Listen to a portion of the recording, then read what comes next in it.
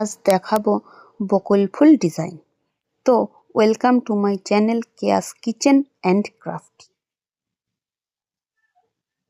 তো তার জন্য দেখো বকুল ফুলের ডিজাইনটা কি সুন্দর দেখতে লাগছে। আমি এটা লাল কালার দিয়ে করেছি।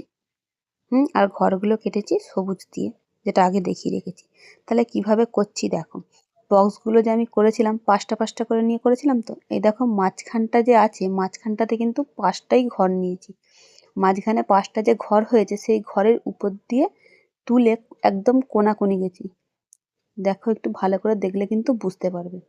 তাহলে এইভাবে একটা তুললাম, তারপরের ক্ষেত্রেও সেই সেম কোনাকুনিগুলো আগে ভরাট করে নেবো।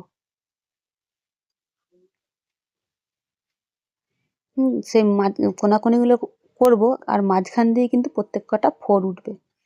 উঠে দেখো উলটাকে টেনে নেওয়ার পরে পিছন দিক দিয়ে ফোর দিয়ে সেটাকে টাইট করতে হবে যাতে না খুলে যায়। তারপর আবার মাঝখান দিয়ে তুললাম,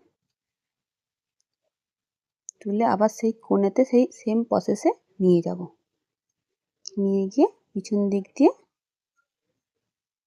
সেটাকে শক্তপোক্ত করলাম, করে আবার মাঝখান দিয়ে তুলবো, তুলে আবার মাঝখান দিয়ে ঢুকিয়েই কিন্তু হবে।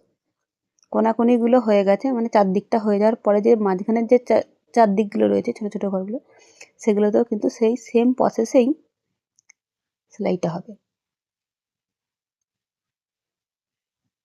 দেখো প্রত্যেক কটা কোণই সেই সেম প্রসেসেই ভরাট করছি। বারবার বলছি মাঝখান দিয়ে কিন্তু ফোরটা উঠবে আর মাঝখান দিয়েই নামবে। নেমে যেই ঘরটায় তুলবো সেই ঘরের শেষ মাথার থেকে নিডিলটাকে তুলতে হবে, তুলে তার পিছন দিক দিয়ে সেটাকে শক্ত করে আবার মাঝখান দিয়ে তুলতে হবে। দেখো একটা ফুল কিন্তু আমার কমপ্লিট হয়ে গেল। তাহলে এইভাবে প্রত্যেক কটা, মানে প্রত্যেক কটাই যে তুলবো, মাঝখানের যে 5 নম্বর চারদিক দিয়ে যে মাঝখানের বর্ডারটা 5 হচ্ছে সেখান থেকে আমাকে ফুলটা তুলতে হবে। আর যে বাকি দেখো আমি এটা বক্সের মতন করেছি, যাতে ভিতরে আরও একটা নতুন বকুল ফুল ডিজাইন দিতে পারি। তাহলে সেটা যদি দেখতে চাও তাহলে আমার চ্যানেলটাকে পারলে সাবস্ক্রাইব করে রাখতে পারো। দেখো পুরোটাই আমি রেড দিয়ে সেম প্রসেসে ভরাট করিনি, কিন্তু মাঝখানে 4টে করে ঘর বাকি আছে।